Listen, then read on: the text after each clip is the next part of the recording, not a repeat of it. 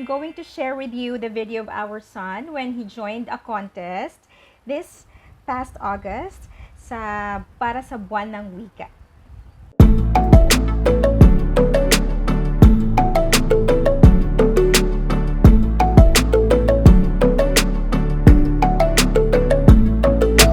So, ayun na nga mga friends. Ang tagal ko nang hindi nakapag-vlog. Na-miss ko mag-vlog dahil naging busy sa work, sa buhay-buhay ganyan. So, hindi ako nakapag-vlog for so many months. But now, medyo may konting time. So, medyo mag-vlog tayong konti. So, ayun na nga. So, today, mga friends, I'm going to share with you the video of our son who recently joined a contest. Ang contest na ito ay para sa Buwan ng Wika, itong nakaraang August. Ang contest ay pinamagatang, ayan, ano bang ang pamagat nun? Pagbigkas ng tula sa Filipino. Ayan, so, bago ko i-share sa inyo yung video, let me share with you first some tips on how to teach your kids, or maybe your sister or brother, your niece, your nephew, on how to memorize a poem in Filipino. Okay, so bigyan ko muna kayo ng background. Kasi tinuruan ko yung anak ko magtumula in Filipino, he was 4 years old. 4 years old pa lang siya noon. Kaka-5 niya lang nung last week of August. So, just before the contest, he just turned 5 years old. But when I started teaching him the poem, he was only 4 years old. So, we had like 3 weeks, roughly 3 weeks to memorize. So, yung background, ito yung quick background lang. So, all of the kindergarten students are welcome to join the contest. Of course, they are encouraged to join the contest. And there are 14 kindergarten students in their class. And then, our son is not really fluent in Filipino. He understands Filipino, but he's more comfortable in expressing himself in English. Ayan. So, hindi naman namin sinasadya yun, nagkataon lang. We speak to him in Filipino. Filipino salita namin dito sa bahay. But for some reasons, because of shows on TV and also in some videos online, he was exposed to American or English shows. So, that's how he learned how to express himself in English. Ayan. So, yun yung quick background. So, ito yung mga tips on how to teach your children, at least 4 years old, to memorize a poem. Pero kung kaya naman nila, 3 years old pa lang, 2 years old pa lang, kaya na nilang mag-memorize, why not, diba? E di, yun na sila? Turuan nyo na sila. Habang maaga, mas maganda. Okay? So first tip is, you have to... So, syempre, ang first tip natin ay support your child. Meaning, you have to inform your child that you're going to join or he is going to join a contest. He or she is going to join a contest.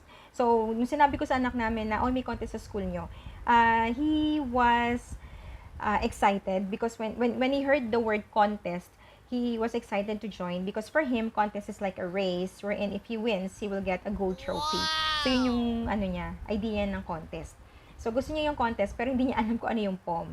I had a hard time explaining to him what poem is. So, pinamemorize ko na lang sa kanya. Pero, basically, he wants to join. Ayan. So, syempre, kapag gusto ng anak mo, supportahan mo. Now, ikaw din, as a parent, you have to decide na gusto mo rin talagang tapusin. Pag sinimulan, tapusin mo. Kasi, kaya ako nasabi yon dahil in the middle of the middle of this process, mayroong part sa akin na parang ayoko nang tumuloy kasi parang ang hirap, ang lalalim ng mga Filipino words, tapos hindi niya naiintindihan, ang hirap ipaliwanag, ang hirap pag-memorize, nagbuhol-buhol na yung dila niya, ayun, nakakaloka. So, paano niyo pa dadaliin itong sitwasyon na ito? Second tip, record yourself. Ayan, so, what I did, I recorded myself. MP3 lang naman, hindi naman video. Kung kaya yung i-video nyo yung sarili nyo, why not, diba? Para mas bongga. Pero in my case, I just recorded myself reciting the poem in order for my son or our son to hear how to deliver it. So, maririnig niya doon yung pronunciation. He will be able to hear the proper pronunciation, pacing, intonation, Tapos yung pausing, ayan, yung mga tamang pag-deliver ng poem. So, meron siyang batayan or standard kung paano niya i-deliver. So, every morning, what I did, every morning when he wakes up, yun ay naririnig namin dito sa bahay. So, lahat kami dito sa bahay na memorize na namin yung tula. So, ito yung example ng yung excerpt, nung ni-record ko yung ano ko, video or voice recording ko ba? Voice recording ko ng tula. Wika.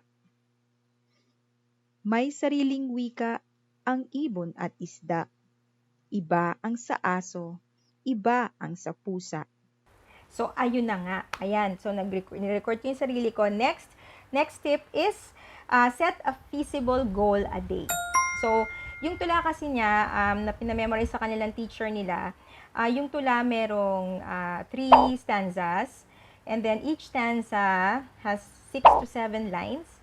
So, 6, 6, 6, 7. So, first stanza has 6 lines, second stanza has 6 lines, and the third stanza has 7 lines.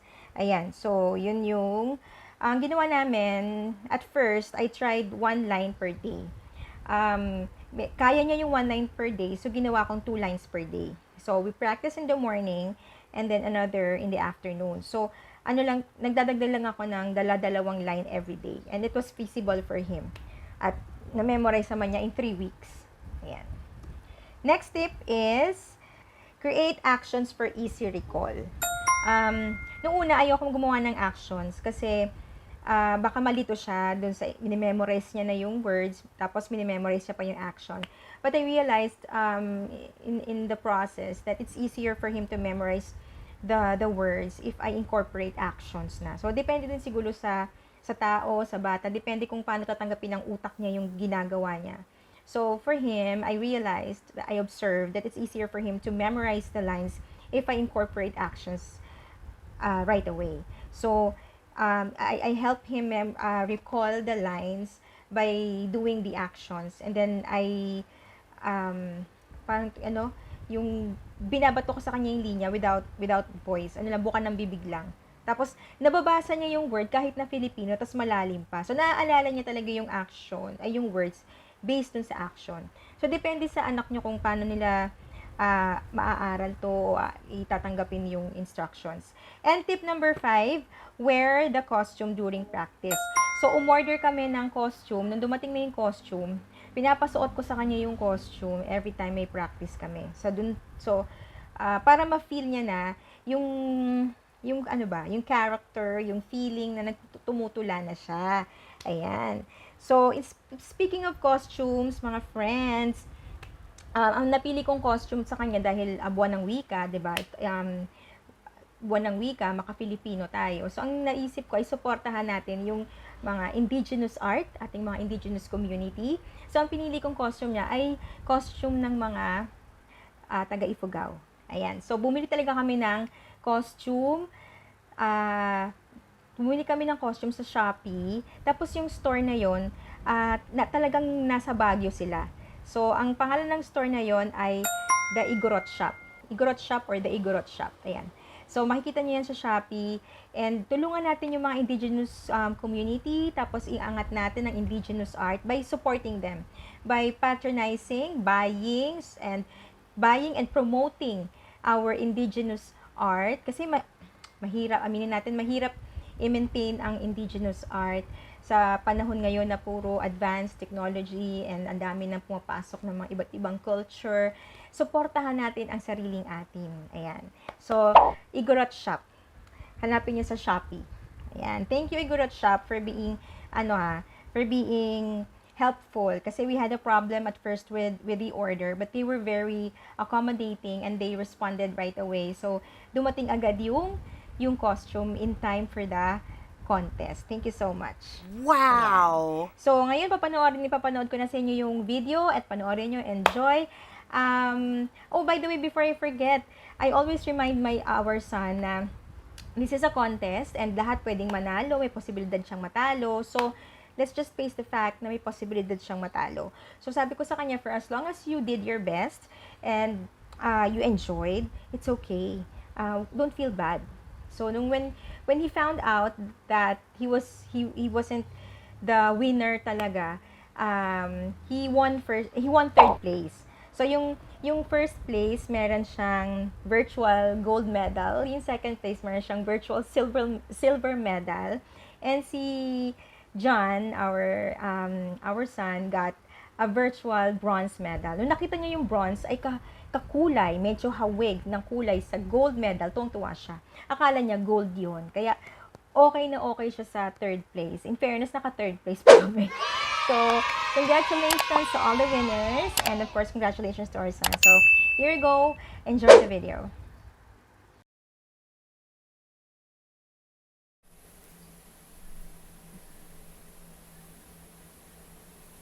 May sariling wika ang ibang nanista. Ibang sa ngaso, ibang sa pusa. Ibang pambansa, kanyang wika. Uguyo natin ng wika pambansa. Pwede mamahalan sa sariling wika. Ito ay gawa ng ating bansa. Wika din ang buklod ng pusa and diwa. Daos sa Mindanao, Misaya. Bigyan Filipino ang ating gamit. Ang pagkasa ng puso at isip. Ang imong ating gamit sa layo pa'y hindi. Tindang achig, alaman at Korea. Stinga Russia, Hapon, Amerika. Sa layo pa'y ang wika lang. Ang saligang wika ay din wika ng iba.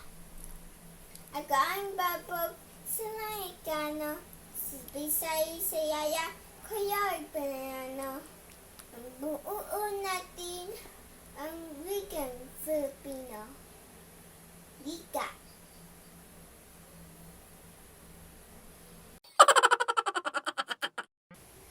Ang saligang wika ang iba ng lista.